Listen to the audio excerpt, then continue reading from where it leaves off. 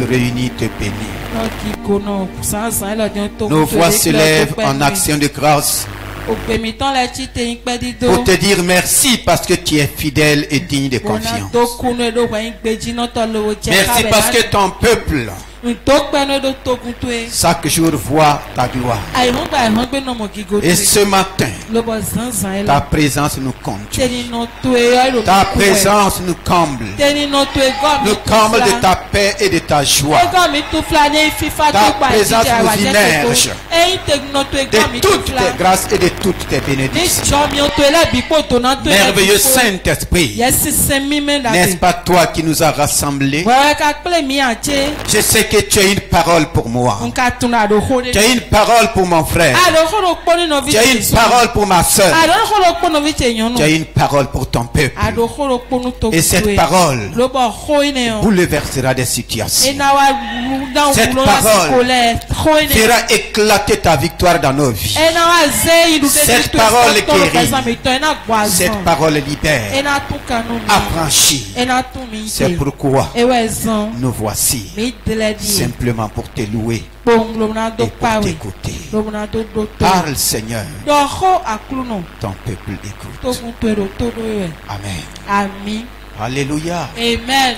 Bienvenue dans la glorieuse présence du Seigneur. Chaque fois que son peuple se réunit et qu'il est au milieu de nous, et sa présence ne fait que nous combler de tout ce dont nous avons besoin. Nous pouvons venir décourager, mais nous ne pouvons pas retourner découragés. Tu peux venir ici même malade, mais tu ne peux pas retourner d'ici avec la maladie. Quel que soit ton état, le Dieu tout suffisant est là. Et lui seul vient à la rencontre de chacun. C'est pourquoi je me réjouis de m'abandonner entre ses mains. Nous sommes dans une année très importante. Et chaque année, le Seigneur ne cesse de nous conduire. Et je crois qui nous conduira encore cette année. Il a commencé l'année avec nous. Nous avons commencé l'année avec lui. Et il va nous conduire au bon port. Avec un merveilleux thème. Notre année de combat spirituel victorieux par le Saint-Esprit et la parole de Dieu, par la prière d'intercession et d'autorité. C'est un thème de toute l'année et qui va nous conduire même au-delà de l'année 2020. Notre victoire en Christ ne se limite pas en 2020. C'est toute la vie, c'est dans l'éternité. Et nous avons reçu des enseignements qui nous ont éclairés et qui ont enlevé toutes sortes et ou beaucoup d'ignorance dans nos vies. Nous sommes dans un thème aussi, un sous-thème important. Les trois niveaux de victoire. Les trois niveaux de combat spirituel victorieux. Et je crois que le Saint-Esprit est en train d'approfondir cela dans la vie et dans le cœur de chacun de nous. Soyez sûrs que nous ne pouvons pas tout dire ici. Mais quand chacun de nous va s'asseoir, le Seigneur connaît nos besoins. Il connaît nos réalités. Il va prendre cette parole et l'appliquer à tes réalités, à tes besoins. C'est là que tu vas comprendre la présence du Saint-Esprit en toi partout. C'est là que tu vas comprendre que ton corps est son temple. Et le Saint-Esprit se réjouit d'être en toi. Ce matin, nous allons avancer. Et le thème, le plus grand champ de bataille spirituelle dans l'homme.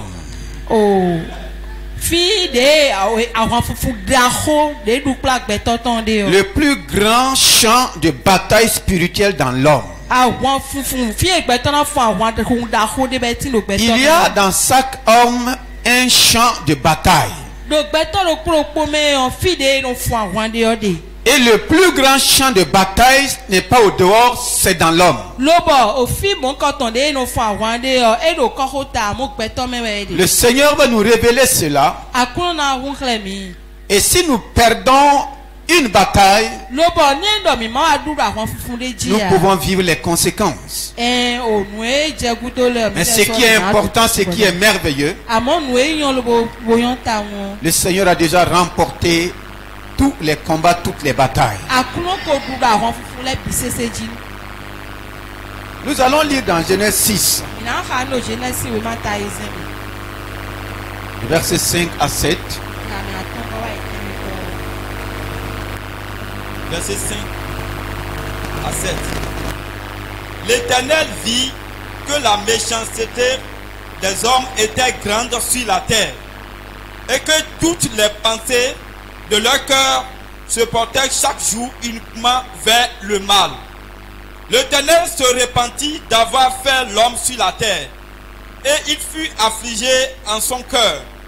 Et l'Éternel dit: j'exterminerai de la face de la terre l'homme que j'ai créé, depuis l'homme jusqu'au bétail, aux reptiles et aux oiseaux du ciel, car je me repens de les avoir faits. Amen. Parole du Seigneur. Le plus grand champ de bataille spirituelle dans l'homme. J'ai mis entre parenthèses la bombe atomique du diable. Est-ce que tu connais la bombe atomique du diable? En lisant ces passages que nous venons de lire, j'ai été surpris, choqué et même touché par quelque chose. Aujourd'hui, les hommes prétendent dire que la bombe atomique est capable de détruire toute la terre.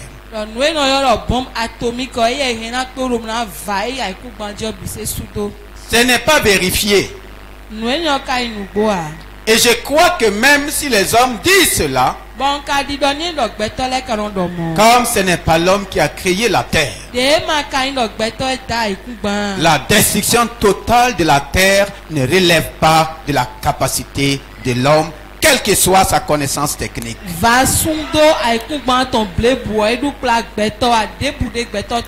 Il m'est arrivé de constater qu'au commencement, quand Dieu a créé l'homme, souvent il y a deux choses que nous oublions. La Bible dit au commencement, Dieu créa la terre. Non, Dieu créa les cieux et la terre. Au commencement, Dieu créa les cieux et la terre. Ce n'est pas dit que Dieu a créé les cieux et après il a créé la terre. Vous êtes d'accord avec moi et avec la parole de Dieu que les cieux et la terre ont été créés au même moment. Au commencement, c'est bien le commencement. Dieu n'a pas dit qu'il a commencé par les cieux et après il a créé la terre. Dans ma compréhension, les cieux et la terre ont été créés au même moment. Maintenant, c'est l'exploitation qui va différer. Alléluia. Amen. C'est bien dit, les cieux et la terre. C'est deux choses différentes. Mais créées le même jour. Maintenant, Dieu va prendre le soin de faire ce qu'il veut dans chaque créature. Les cieux sont la créature de Dieu. La terre est la créature de Dieu. Ce que j'ai compris, quand Dieu a créé les cieux et la terre, il a fait un choix délibéré de mettre son trône, son siège. Il a choisi là où il veut demeurer. Et il a pris son choix par rapport aux cieux. Dieu a pris le temps de mettre l'ordre dans les cieux. Mettre les constructions dont il a besoin dans les cieux. Mettre tous les êtres qu'il a besoin dans les cieux.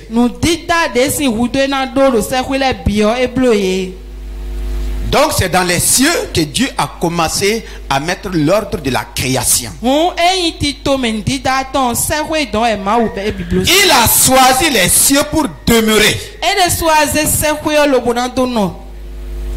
Maintenant, la terre était en suspense.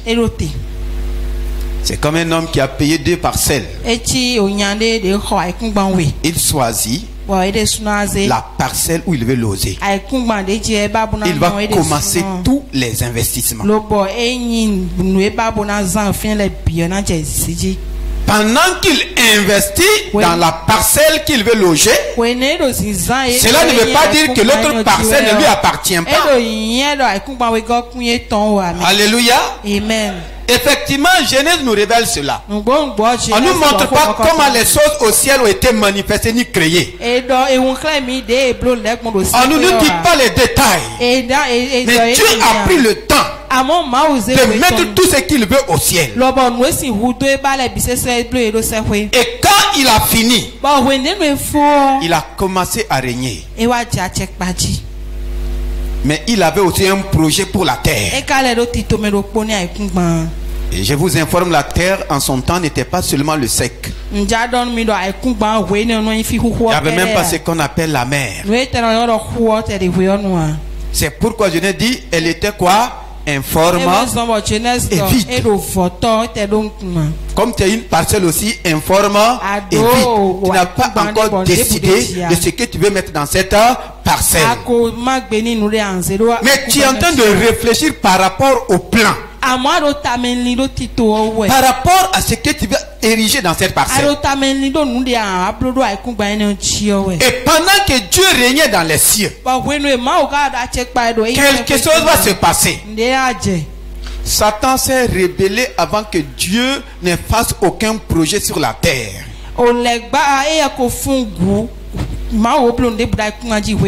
C'est pourquoi quand la Bible dit, quand Lucifer s'est rebellé, Dieu l'a précipité où? Il a? Pourquoi sur la terre?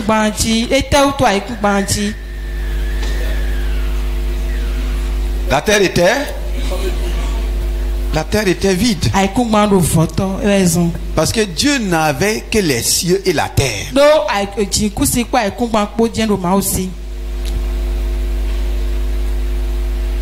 Comme la terre était informe et vide, il n'y avait rien.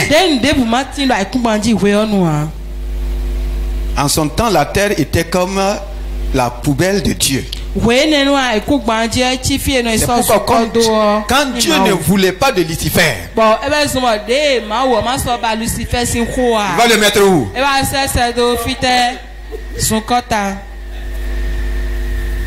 Il le jeta où?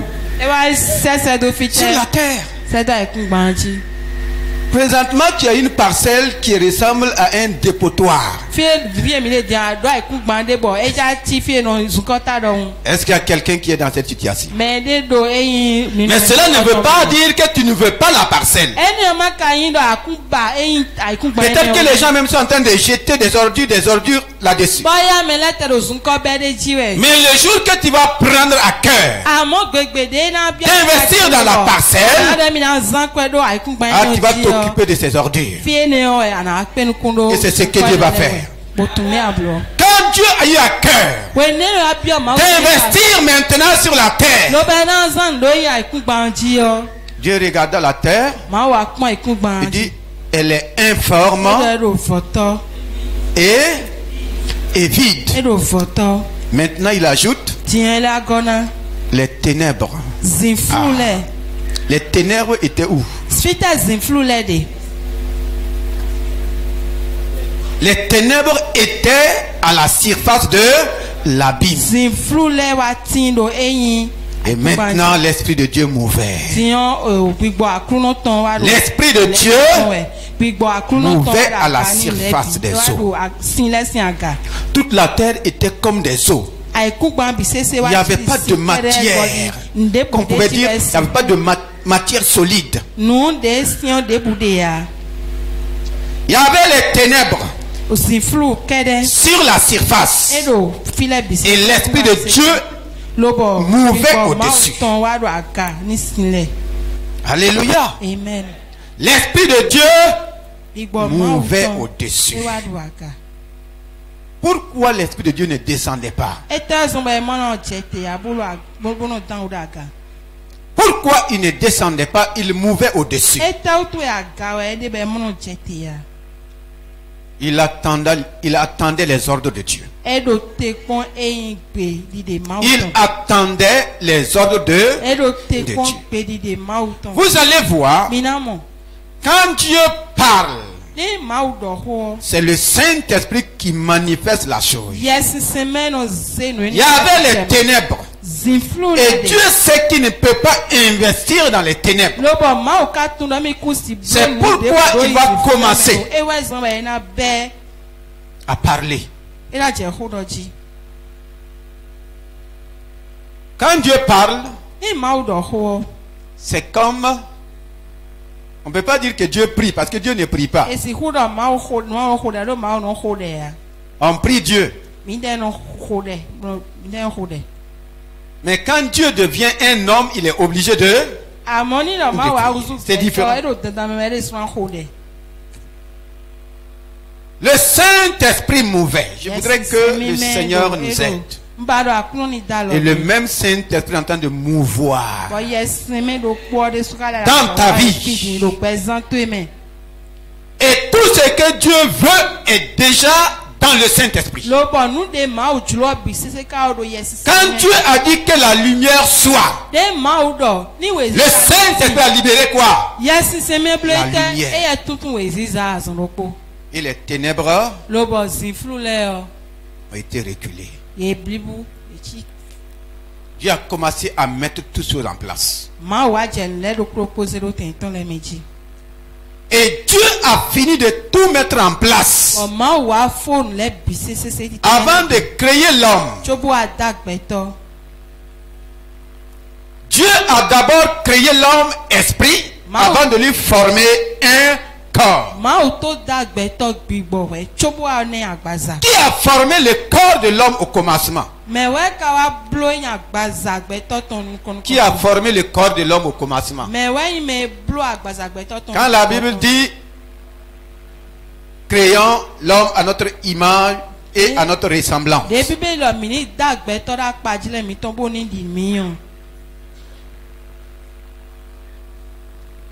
quand Dieu a formé l'homme, en réalité, c'est le Saint-Esprit qui a formé le corps de l'homme au commencement. C'est pourquoi aujourd'hui, il a le droit légal. Si Dieu dit que tu es le temple du Saint-Esprit,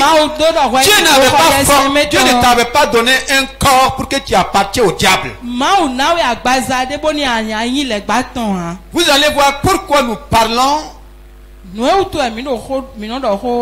d'un champ de bataille dans l'homme. C'est par le Saint-Esprit que le corps de l'homme a été formé. Si c'est lui qui a libéré la lumière quand Dieu a parlé, c'est lui aussi qui a formé ton corps, mon corps, quand Dieu a dit formons l'homme. Si aujourd'hui, Dieu, après avoir tout fait par Christ, dit que tu es devenu le temple du Saint-Esprit, c'est normal.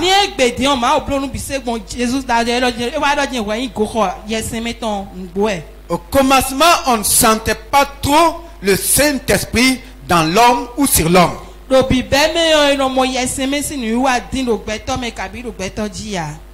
Maintenant que Dieu a formé un corps, j'ose dire que le premier homme avait l'Esprit de Dieu. Parce qu'il était d'abord esprit. Et il devrait communier avec Dieu, pas seulement dans la chair, mais dans l'esprit. Quand on dit que Dieu s'est retiré, la présence de Dieu qui s'est retirée de l'homme, ce n'est pas son âme. C'est l'Esprit de Dieu qui s'est retiré. Et Dieu a mis l'homme au dehors. Quand l'homme était en parfaite harmonie avec Dieu, tout se passait très bien. La communion se passait très bien. Vous allez voir, quelqu'un va s'infiltrer. Et il va commencer à communiquer à l'homme.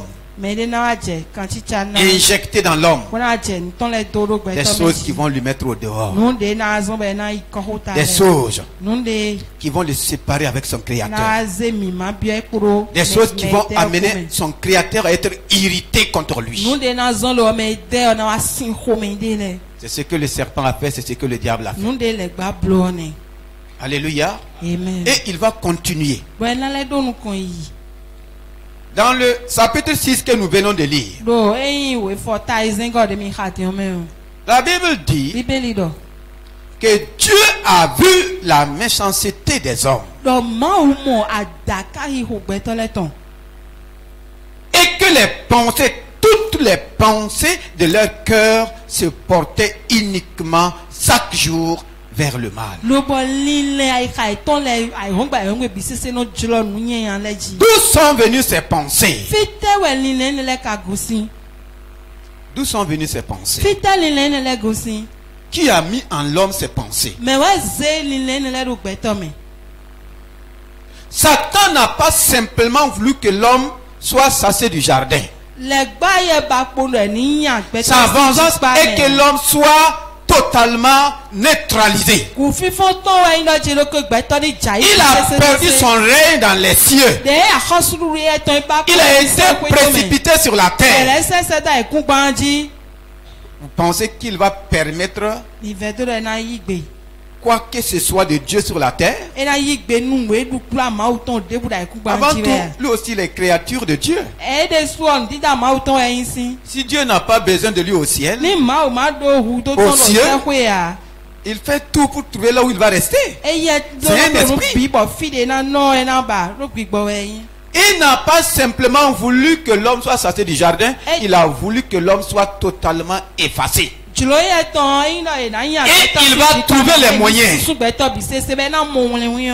Vous croyez que Satan était simplement content parce que Adam et Ève sont sortis du jardin? Il a dit non. Dieu, qui devrait les neutraliser. Et comme Dieu ne l'a pas fait, il va continuer à les poursuivre malgré leur douleur, malgré la chute. Et qu'est-ce qu'il va utiliser? Il va utiliser les pensées. Les pensées sont des bombes atomiques. Nous devrons faire attention. La méchanceté des hommes vient de leurs pensées méchantes. C'est pourquoi la Bible dit les pensées de leur cœur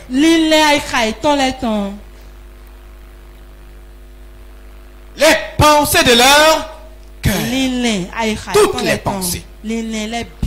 Et cela va amener Dieu à être affligé. Le verset 6 dit: l'Éternel se repentit d'avoir fait l'homme sur la terre. L'Éternel se repentit. Et l'Éternel regretta les mauvaises pensées dans l'homme, les pensées méchantes dans l'homme. Amen. Dieu a regretté. L'Éternel a regretta. À cause de quoi? De la méchanceté et des mauvaises pensées, les pensées de mal. On dit l'Éternel regretta. Il a regretté. C'est comme si tu fais quelque chose, si je savais, je n'allais pas. Tu achètes quelque chose, tu dis si je savais, je n'allais pas. Je regrette d'avoir fait telle chose. Regret. Un regret. Il fut affligé. Et un mot va sortir. Et l'Éternel dit: et l'Éternel dit: j'exterminerai de la face de la terre l'homme que j'ai créé. Exterminer, ça veut dire quoi? Pardon? J'exterminerai. Exterminer, c'est faire disparaître. C'est détruire totalement sans laisser de traces. Quand Dieu disait à Israël d'exterminer un peuple, c'est de ne pas laisser de survivants. De ne pas laisser de survivants. Qu'est-ce qui a amené Dieu à parler ainsi? Les pensées et la méchanceté. C'est le même Dieu qui nous a sauvés. Donc mes pensées, la méchanceté dans ma vie peut amener Dieu à dire: je regrette de l'avoir sauvé. Comme il a dit ici, je regrette d'avoir créé l'homme. Il y a des gens, il y a des chrétiens qui amènent des regrets dans le cœur de Dieu chaque jour. Il a dit chaque jour. Chaque jour. Donc, ça n'a pas été en un seul jour. Ça n'a pas duré 3 jours. Ce n'est même pas 3 semaines. Les mauvaises pensées, la méchanceté, amène le cœur de Dieu dans un regret. Amène même le Saint-Esprit dans un regret. Il dit: je regrette d'avoir créé l'homme sur la terre. Qui a amené cela? Est-ce que l'homme pouvait inventer ses propres pensées? Non. C'est lui qui a été précipité sur la terre. Premièrement, il a manipulé la parole, il a séduit. La séduction n'a pas amené Dieu à neutraliser l'homme. Il va passer à une autre étape. C'est l'étape des pensées. Et là, c'était trop fort. C'était trop fort. Dieu dit: je regrette d'avoir créé l'homme. Est-ce que souvent le Seigneur ne dit pas: je regrette d'avoir sauvé? Quand il regarde mes pensées, quand il regarde tes pensées, quand il regarde la méchanceté dans les cœurs, est-ce que Dieu n'a pas un regret? Est-ce que le Saint-Esprit n'a pas un regret? Il dit: je regrette. Il a dit: je vais exterminer. Voici le mot est très fort. Je vais exterminer l'homme de la face de la terre. Je vais l'enlever totalement. Je vais le faire disparaître. Vous savez, vos pensées ont enlevé beaucoup de choses dans vos vies, mais vous ne savez pas. Les mauvaises pensées dans le cœur de l'homme entraînent l'extermination de beaucoup de choses. La méchanceté amène l'extermination de beaucoup de choses. Et Satan le sait. Ce sont ces mauvaises pensées qui l'ont chassé du ciel. Et quand vous regardez dans Apocalypse 12, on dit on l'a précipité et il n'a laissé aucune trace au ciel. Donc Satan a été quoi? Exterminé du ciel. Il était exterminé. Donc il veut que l'homme aussi soit quoi? Exterminé de la terre. Il va trouver tous les moyens. Il cherche tous les moyens. Il veut exterminer ton foyer. Et il va trouver tous tes moyens et il va t'utiliser toi-même. À travers les mauvaises pensées, Satan arrive à exterminer les choses. Je dis j'exterminerai. Pourquoi? Cette fois-ci, ce n'est pas parce qu'ils ont mangé le fruit, mais parce qu'ils ont encore laissé le diable s'aimer ses pensées en eux. Qu'est-ce qui a sauvé l'homme en son temps? Qu'est-ce qui a sauvé l'homme?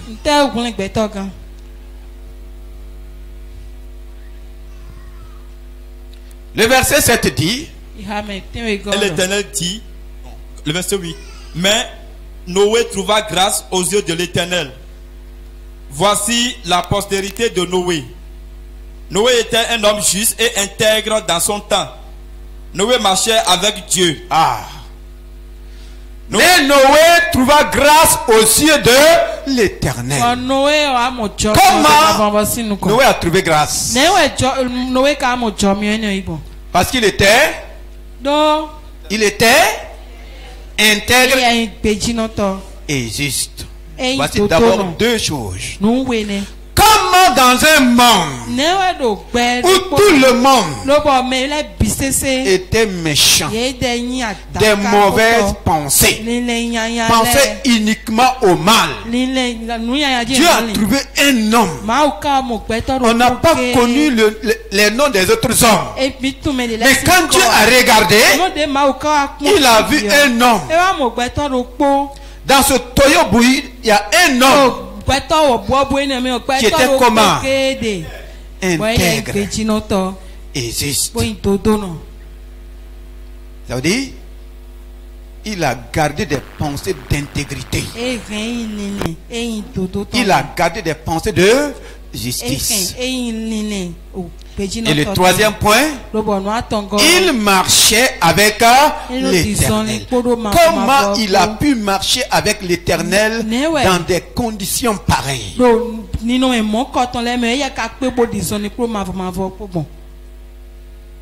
Comment il a pu être intègre? Comment il a pu être juste au milieu d'un monde méchant, penser de mal?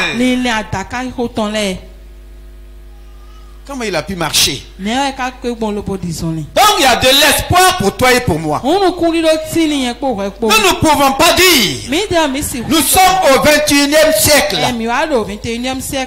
Les temps sont mauvais, c'est vrai. Mais dans ces temps mauvais, je peux décider. Tu peux décider d'être intègre, d'être juste et de marcher avec le Seigneur. C'est ce que Noé a fait. C'est ça l'espoir de l'humanité. C'est à cause de sa décision que toi et moi nous sommes aujourd'hui. Sinon la décision d'exterminer était déjà arrêtée. La décision d'effacer l'homme. Dieu pouvait mettre à la place de l'homme autre chose. Oui. Mais un homme a sauvé la génération de ce temps en gardant des pensées justes, des pensées intègres, en décidant de marcher avec Dieu. C'est cette décision que le Seigneur veut. Il n'a pas laissé l'ennemi souiller ses pensées. Non.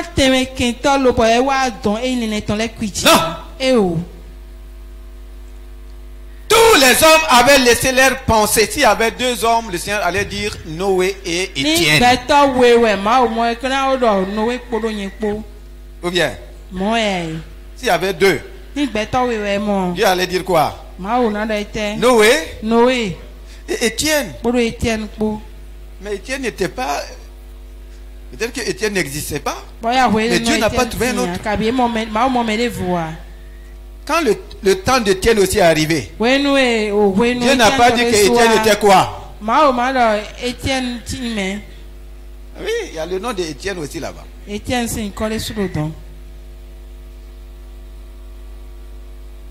Donc, comme la Bible dit, les regards de Dieu parcourent toute la terre. Il regarde, il cherche un homme, une femme dont le cœur est tout entier à lui.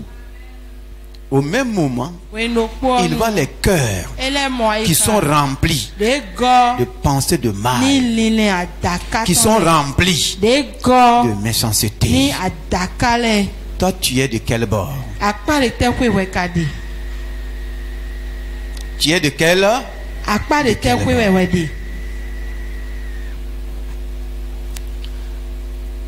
Proverbe dit: un homme ne peut être plus que les pensées de son cœur, de son âme. Et nous allons voir quel était Psaume 10, verset 4. Le Psaume 10. Psaume 10, verset 4. Le méchant dit avec arrogance: il ne punit pas. Il ne punit pas. Il n'y a point de Dieu. Il n'y a point de Dieu. Dieu. Voilà toutes ces pensées. Voilà toutes ces pensées. Ce sont ces pensées-là que le monde au temps de Noé a eu. Voici ce qu'ils avaient. Dieu ne punit pas. Donc on peut faire ce qu'on veut. Donc en leur temps, c'était aussi le temps de la grâce. Est-ce qu'il y avait la grâce en son temps? Est-ce qu'il y avait la grâce? Je demande, est-ce qu'il y avait la grâce? Il y avait la grâce? Il y avait ou bien il n'y en avait pas? Hein? Il n'y en avait pas. Mais comment Noé a fait pour la trouver?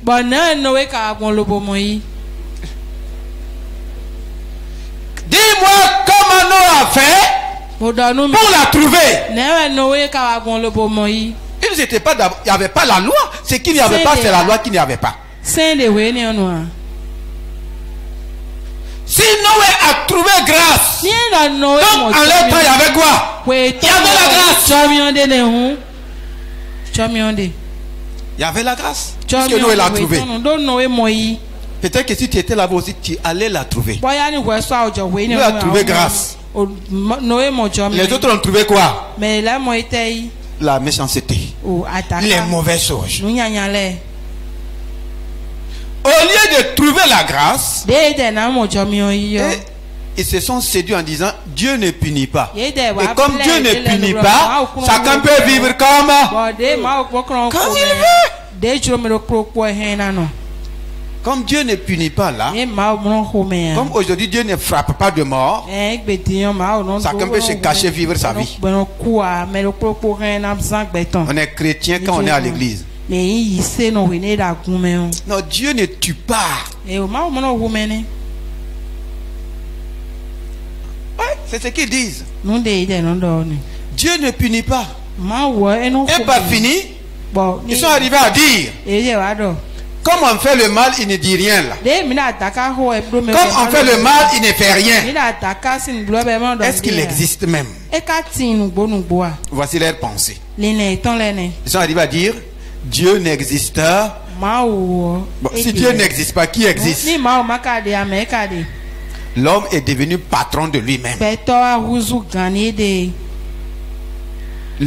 La créature est devenue quoi? Créateur. Puisque Dieu n'existe pas. Puisque le créateur n'existe pas. Qui existe alors? Qui existe?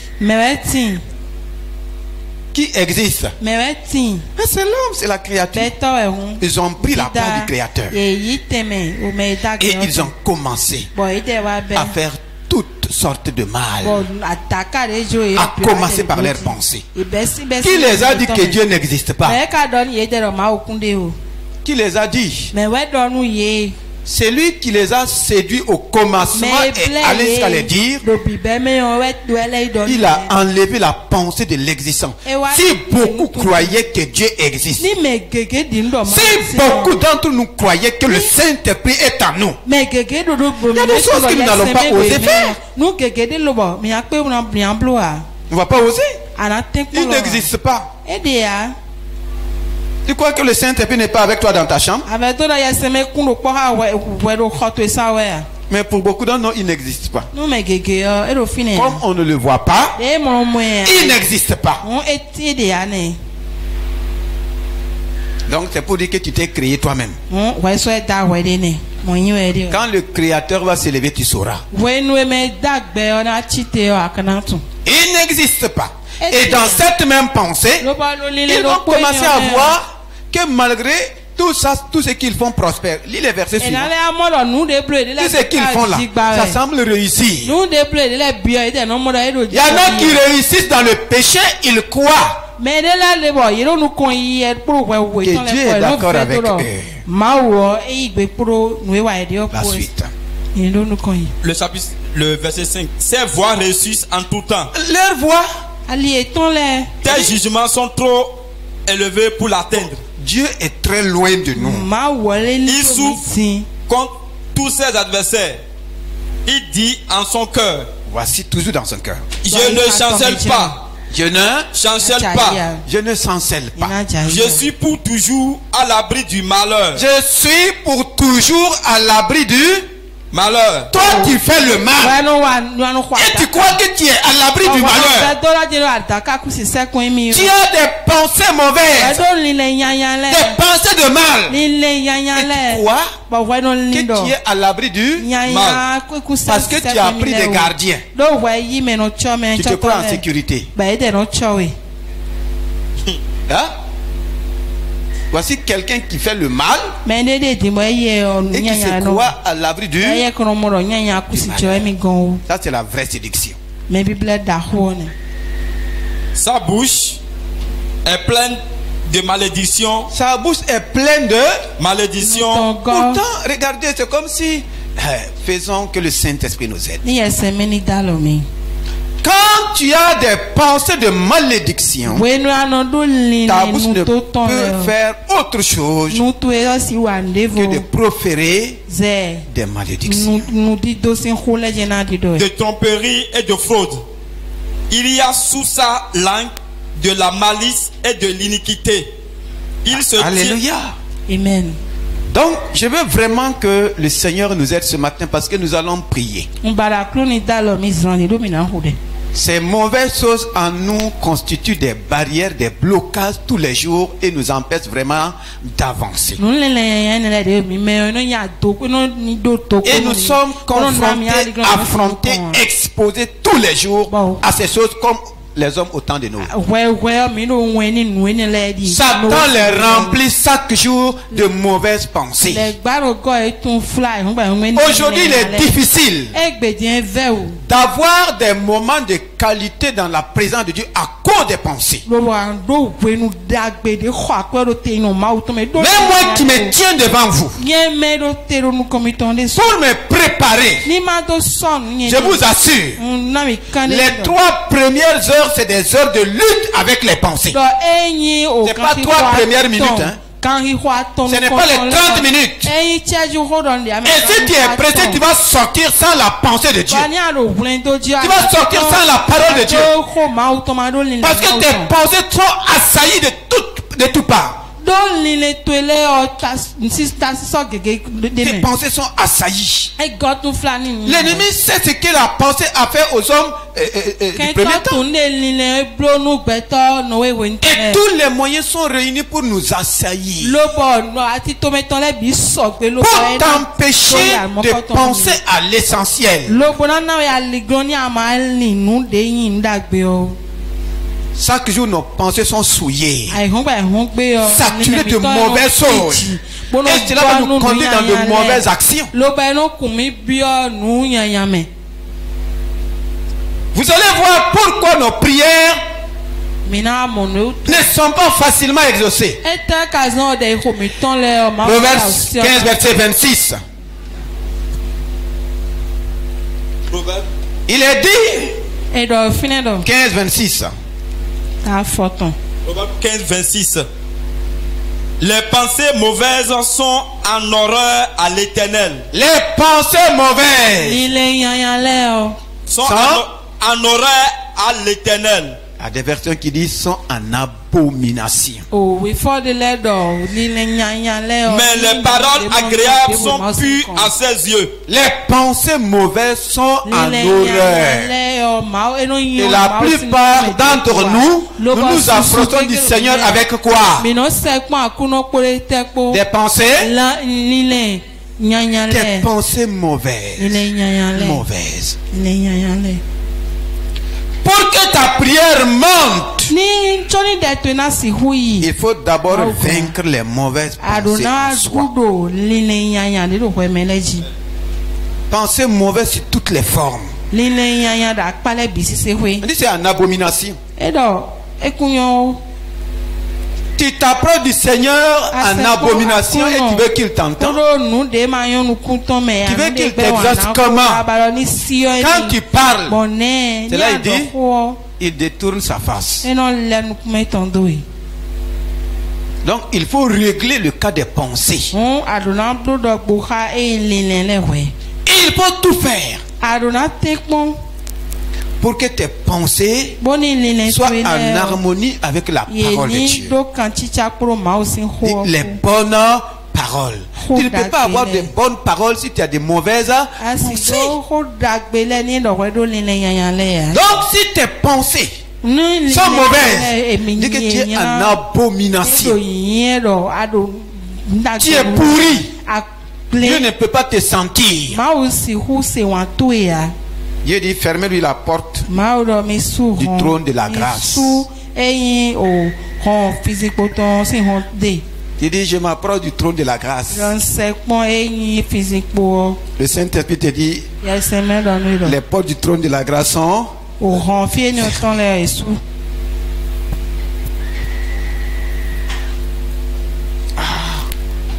maintenant qu'est-ce qu'il faut faire? Qu'est-ce que tu dois faire? Proverbe 30, 32.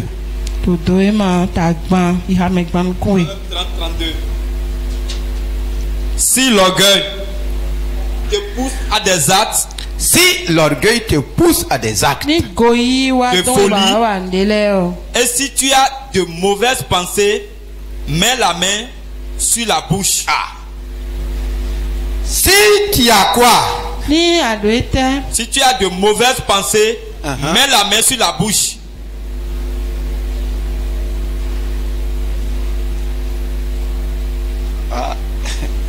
Là, ça ferme la bouche de tout le monde. Si tu as des mauvaises pensées, la Bible te dit, il ne faut même pas ouvrir la bouche. Tout ce qui va sortir là.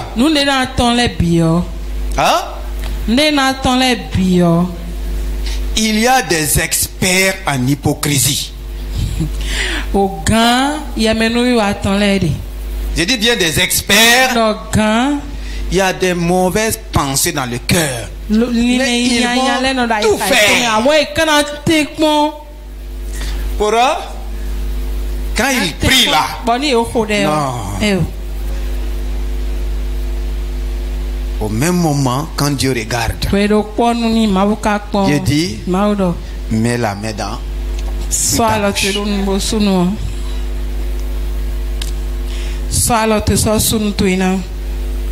Quand il y a des mauvaises pensées, Dieu t'interdit de parler. Je crois que tu as la même Bible. Ça se trouve dans n'importe quelle Bible. Mets la main. Donc vous voyez comment c'est important les pensées. Quand tu as des mauvaises pensées, vous voyez comment c'est important. Dieu dit de mettre ta main. N'ouvre pas ta bouche. Lui-même, il ne veut pas entendre. Et si tu ouvres ce qui va sortir, tu vas empoisonner l'atmosphère. C'est des bombes atomiques. Mets ta main. Ne parle pas. Quand tu as des mauvaises pensées dans le foyer, quand tu ouvres ta bouche, qu'est-ce que tu dis? Tu dis quoi? Nous allons avancer aux solutions. Psaume 94, 19.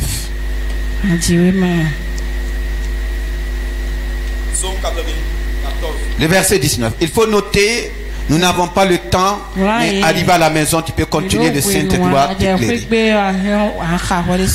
Quand les pensées s'agitent en foule au-dedans de moi, tes consolations réjouissent mon âme.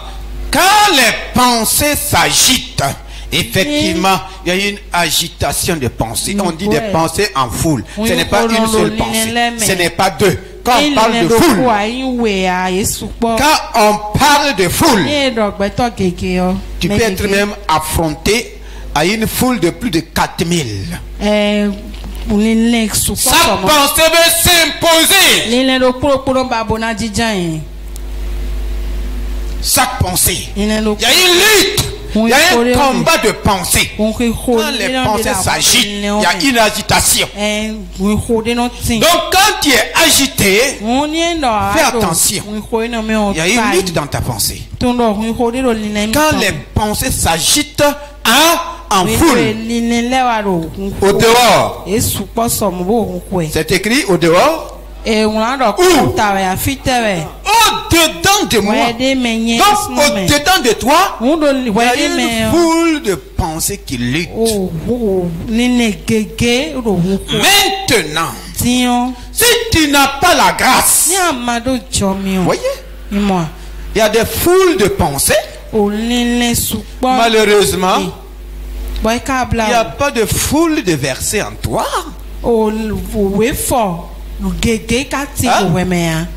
n'y a pas de foule de versets en toi. Dis-moi qui va gagner. C'est pourquoi il dit quand il y a des pensées en foule au-dedans de moi, le seul moyen c'est quoi? Tes consolations. Et la consolation de Dieu, c'est la parole de Dieu. Seule ta parole peut sauver mon âme. Sinon ton âme sera victime. Ton âme sera écrasée. Beaucoup d'âmes sont écrasées par les pensées en foule.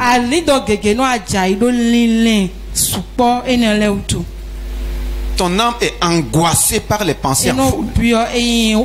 Et quand ton âme est écrasée, tu es obligé, tu es vaincu dans ta pensée.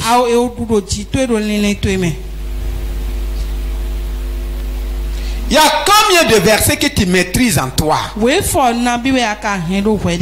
y en a combien? Vous savez, entre Dieu et le diable, la différence c'est quoi? Entre Jésus et le méchant et le diable, la différence c'est quoi? La Bible dit Jésus quand il vient, il tape.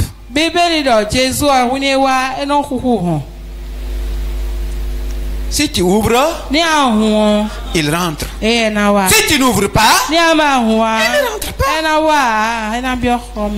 Mais le diable il fait comment? Hein? Lui il percute. Il te force. Un voleur ne tape pas.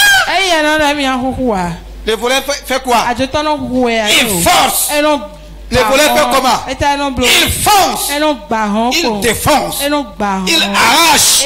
Il force pour pénétrer. Voici pourquoi on parle. Comment ces pensées, comment elles ont fait pour être en toi? Comment? Ils ont forcé par tous les moyens, par tes regards, par ton entendement, par ton environnement, par les médias, partout. Ils ont forcé la porte. Ils sont rentrés et tu dois maintenant faire quoi? Qu'est-ce que tu dois faire? Tu dois les gérer.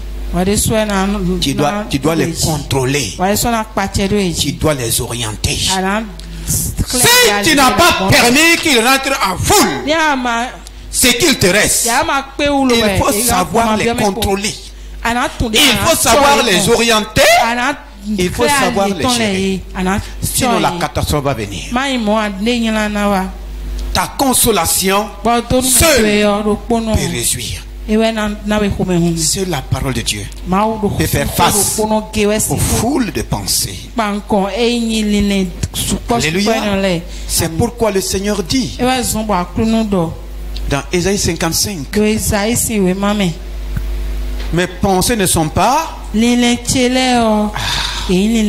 Donc Dieu aussi a ses pensées. Satan a ses pensées. Il dit autant les cieux sont élevés de la terre. Mes pensées sont aussi. Dis à quelqu'un, les pensées de Dieu sont des pensées d'élévation. Les pensées de Dieu ne sont pas des pensées de destruction. Les pensées de Dieu élèvent. Les pensées de Dieu positionnent. Les pensées de Dieu relèvent. Les pensées de Dieu sont des pensées de bénédiction. C'est des pensées de grâce.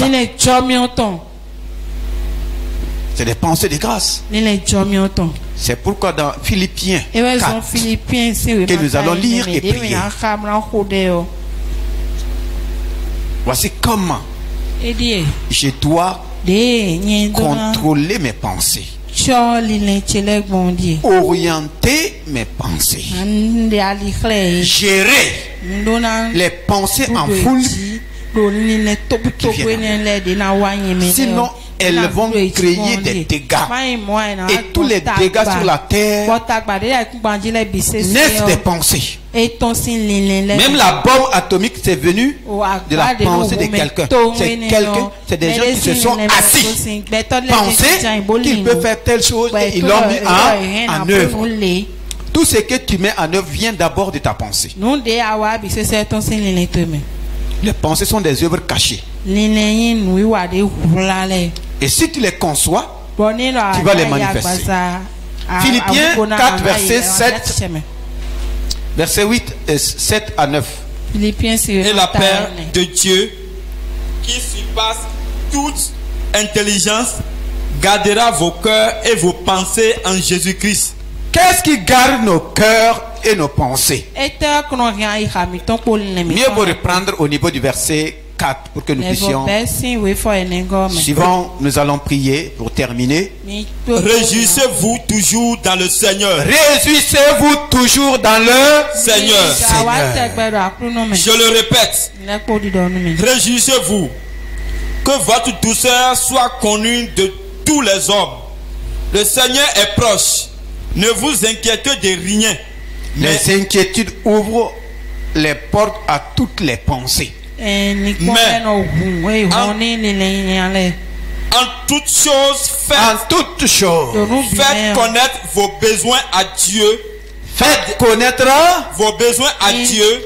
Quand l'homme est en besoin, Satan lui présente toutes les pensées.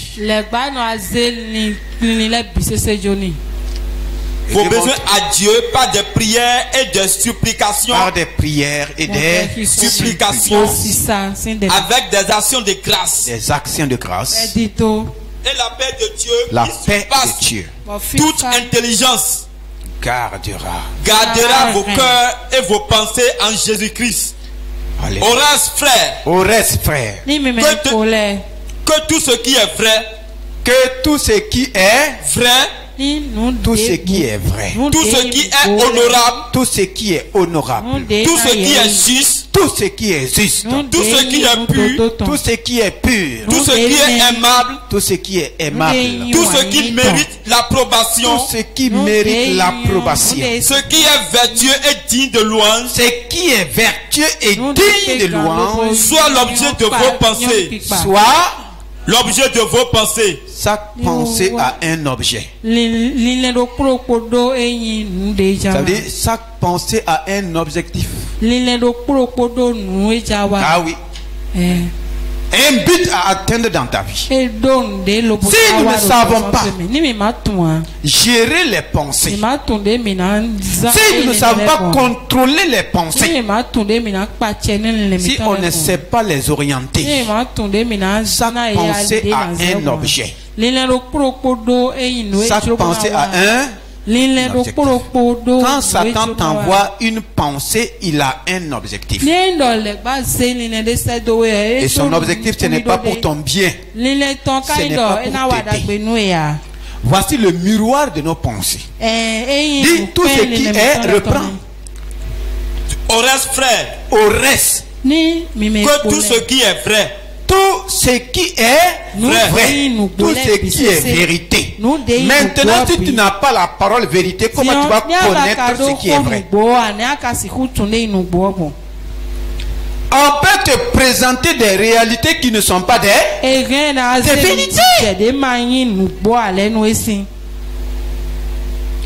En réalité, c'est beau. Du regard.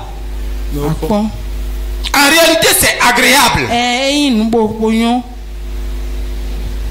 à manger. Mais la vérité, si tu manges, tu meurs. Mais il a simplement présenté les réalités de la chose. Et il a caché la vérité. Il a noyé la vérité. C'est pourquoi, dans tes pensées, tant que tu n'as pas la parole vérité, c'est difficile d'orienter tes pensées dans la vérité. Ce qui est vrai. Deuxièmement, ce qui est tout ce qui est honorable. Tout ce qui donne honneur à Dieu. Tout ce qui est juste. Tout ce qui est juste. C'est ça qui a sauvé Noé. Oui. C'est ça qui a sauvé Noé. Tout ce qui est pur. Tout ce qui est pur. Tout ce qui est aimable. Donc, quand tu vois des pensées impures en toi, tu fais quoi? Si tu ne rejettes pas, elle va atteindre son objet. Qui va devenir son objet. Tout ce qui est aimable. Tout ce qui est aimable. Quand tu commences à avoir la haine, tes pensées pour haïr, tu dois faire quoi? Tout ce qui mérite l'approbation. Tout ce qui mérite l'appréciation de Dieu. Quand je suis en train de poser tel acte, est-ce que Dieu va m'apprécier? Quand Dieu me regarde comme il a regardé les hommes au temps de Noé, est-ce qu'il va m'acclamer? Est-ce qu'il va me dire bon et fidèle serviteur? Est-ce qu'il va dire mon fils, tu as bien agi? Est-ce qu'il y aura l'approbation de Dieu? Oui. Ce qui est digne, ce qui est vertueux et digne de louange. Vertueux et digne de louange. Soit l'objet de vos pensées. Soit l'objet de nos pensées. Est-ce que c'est ainsi? Si ce n'est pas ainsi, la Bible nous dit, 2 Corinthiens 10, verset 5,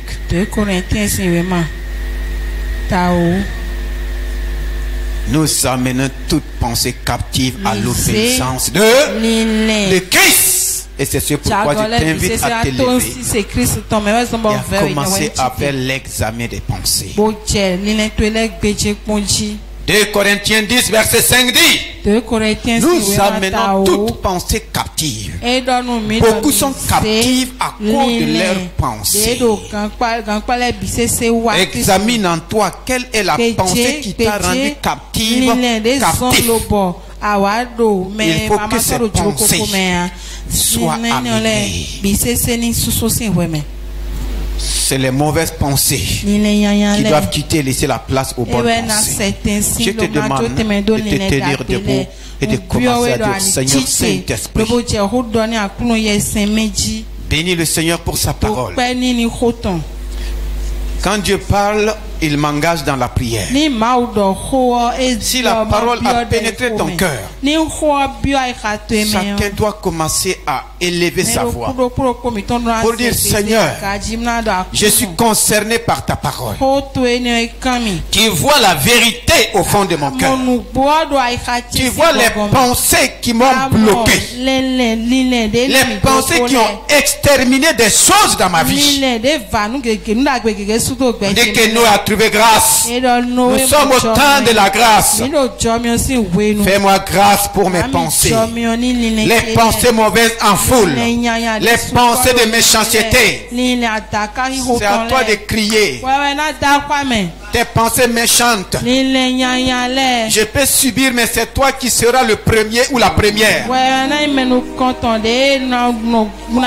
Si tu as des pensées de mal contre moi, le mal va commencer par toi. C'est pas sûr, ça ne va même pas m'atteindre. Ils avaient des pensées de mal, les uns contre les autres. Ils ont tous été détruits. Ils ont tous été noyés. Tous ceux qui avaient des mauvaises pensées ont été noyés. Je ne veux pas que tu sois noyé dans la malédiction.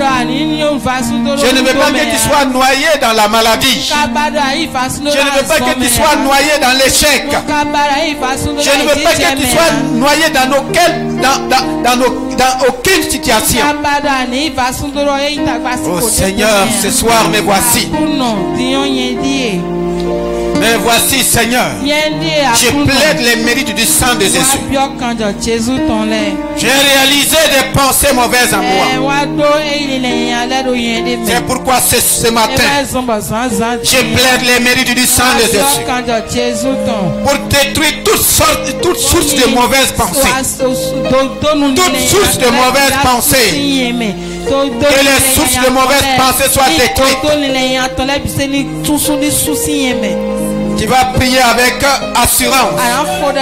Et nous allons terminer. Et toute source de mauvaises pensées, toute source de pensée de mal, toute source de pensée de mort, soit exterminée par le sang de Jésus. Et les taouas est pris violemment.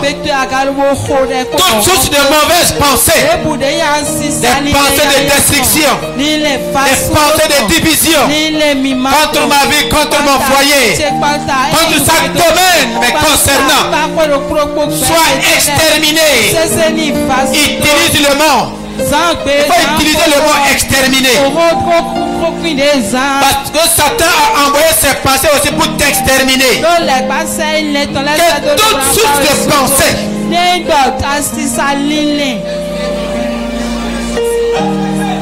venant des esprits, les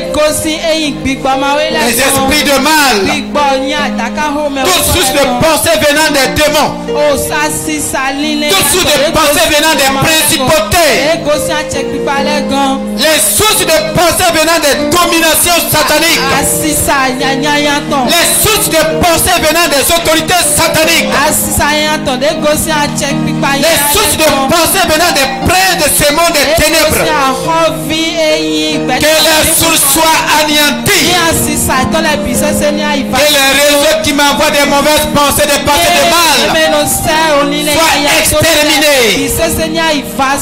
À se pris sérieusement. À partir de ce jour, tu vas voir comment le Saint-Esprit va prendre le le contrôle de tes pensées. Extermine les pensées de mort, les pensées ténébreuses.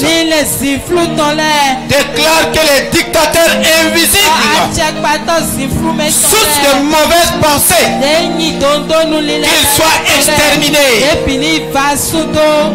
Déclare encore que le quartier général du mal, source de mauvaises pensées, soit exterminé dans le nom de Jésus-Christ, par le sang de Jésus-Christ. Il faut continuer à dire toute source de mauvaises pensées soit anéantie. Les mauvaises pensées à travers les réseaux soient exterminées. Les mauvaises pensées venant de tout genre pour assiéger ma vie soient exterminées par le sang de Jésus-Christ.